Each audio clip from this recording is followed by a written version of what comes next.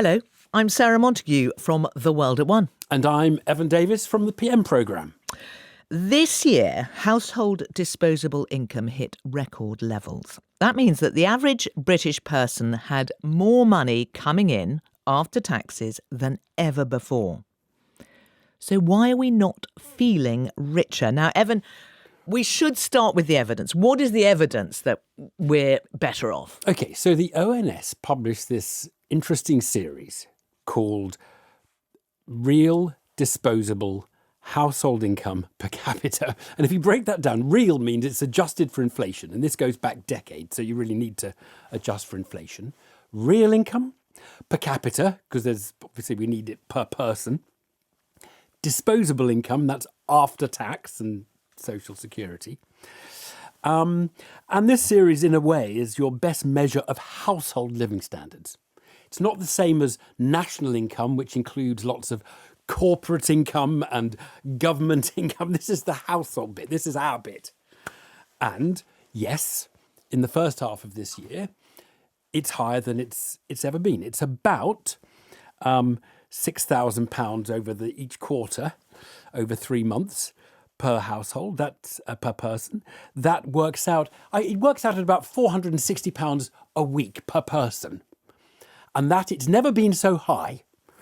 And I mean, always when you see statistics that look odd or don't, match people's lived experience, you want to say maybe these statistics are just wrong, because statistics can be wrong. But in fairness, the economy, although we've gone on and on about how we haven't had growth and productivity, the economy does grow slowly over time. So it's not altogether surprising that as time progresses, our incomes go up. So I kind of believe the figures here. Evan, this strips out inflation. Yes, average inflation. Right. OK. This is it, right, isn't it? So everybody has their own inflation rate, because I have the basket of things that I buy.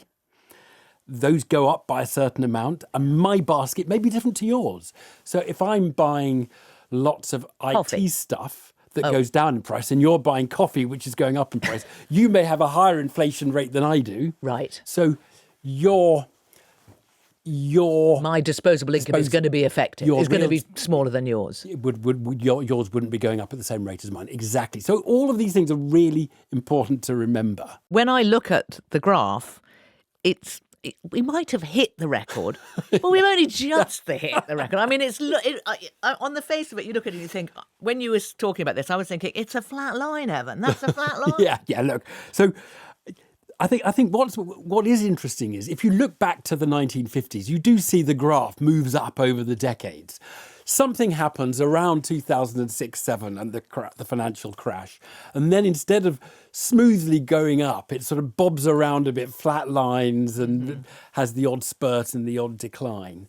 And yeah, Sarah, you are totally right. Reason number one that we're not feeling richer is that it's barely higher, at the beginning of this year than years past.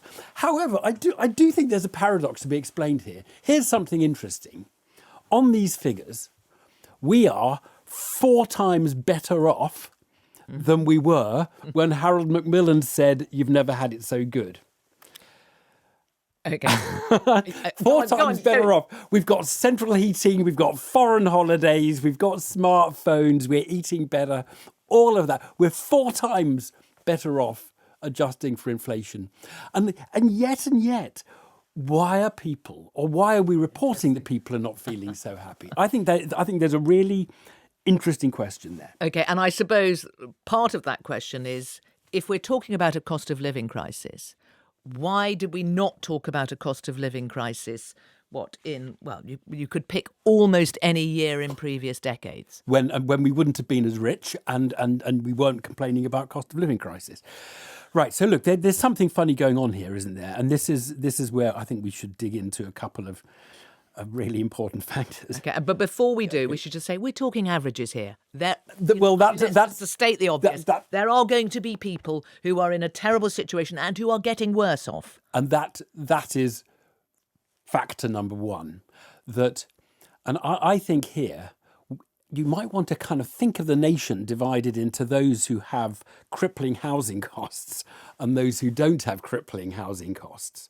Those who, for example, own a home they bought, paid the mortgage off, and are just living in a home without having to fork out each month or week.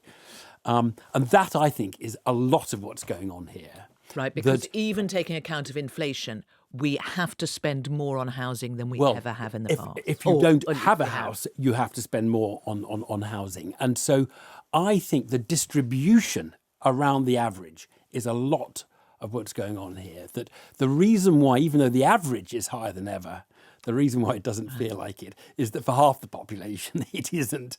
And that half are feeling it and feeling the pressure. And I think housing, which is one of those expenditures which is sort of difficult to budge, it just is one of those ones that really, pushes on you, as indeed does food bills, and we've seen a bit of food inflation this week. So we fuel bills, these kinds of things feel different to your foreign holiday or your Netflix subscription. Okay, and they are taking up a bigger share of the pie than in recent years? Well, I think for some households they are, but I think we have different economies here. There is a lot of Britain for whom we've never had it so good story is actually relevant and still applies. And there's a lot of Britain for whom it doesn't apply. That's I think, the first really important fact around this discrepancy between these figures and the... Is there something else then, which is almost a philosophical thing, which is that you get more money and you just... I would say bank it, but I don't mean bank it. Actually, what you do is you spend it and you don't notice. The envelope gets bigger and you don't feel wealthier and you don't credit anybody. It's a bit like sort of political gains in a way. Yeah, I think that's the second big factor on my list.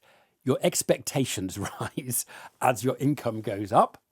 And so you can have a wealthy person saying, my God, I can't afford the heating bills for my swimming pool. And they will feel financially stretched. And you're like, well, smallest violin, I'm not worried about your swimming pool heating. To them, it feels like a very real pressure because their expectations have gone up as fast as their income. And I think this is really important because essentially, if expectations rise faster than income, that is a route to unhappiness. If your expectations rise less fast than your income, then you'll be very happy. It's like that, 1 penny in debt makes you very unhappy and a penny of surplus makes you happy. But is there something else which is, in a sense, I mean, we used to talk about social exclusion, but when you're talking about expectations, if you see, I mean, a lot of people expect to have a Netflix account. Just like, they used to expect, it used to be a given that, you could have a satellite dish, but you would still say, I can't afford, I don't know, whatever it is. Or trainers. There are things that people want, their priorities, which have changed over time. Mobile phones. You couldn't live without a mobile phone now. Well, and a mobile phone is expensive. No, this is absolutely right. And this brings you to social norms. You weren't deprived not to have a television or mobile phone in 1950.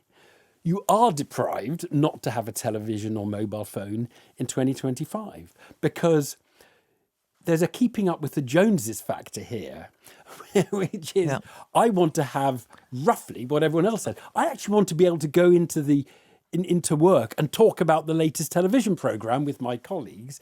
I would be excluded from that now if I didn't have a TV, and I wouldn't have been in 1950. So lots of ways we get materially richer, but you need then to keep up in order not to feel materially poorer. Comparison is the thief of joy, which I always say. I think that's a lot. But look, I think that my conclusion of just glancing at these stats is that although we do go on about cost of living crisis, and I think we're right to, we also must make sure we do tell the other side of the story, which is there are households for whom life is actually very comfortable at the moment. And it's important to notice that, and that might dictate policy. And you see things like this week.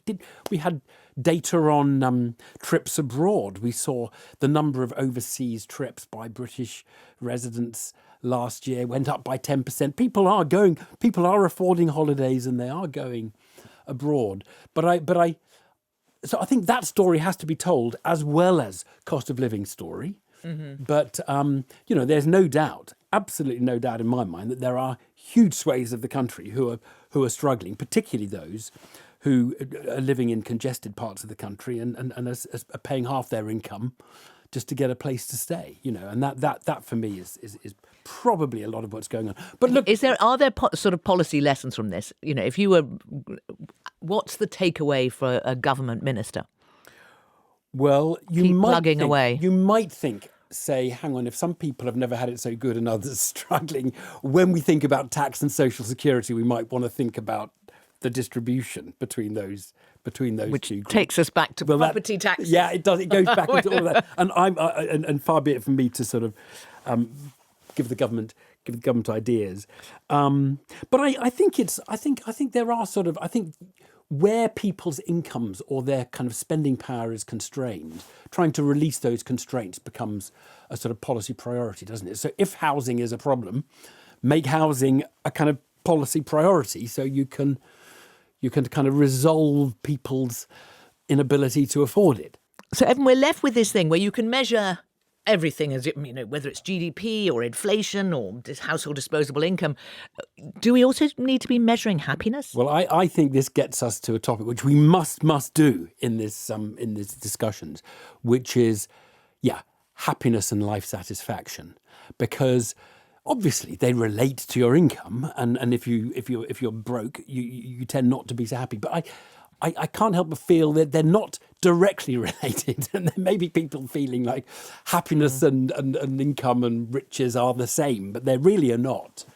And that is definitely worth that's diving really into. really worth us. Well, let's do that another week.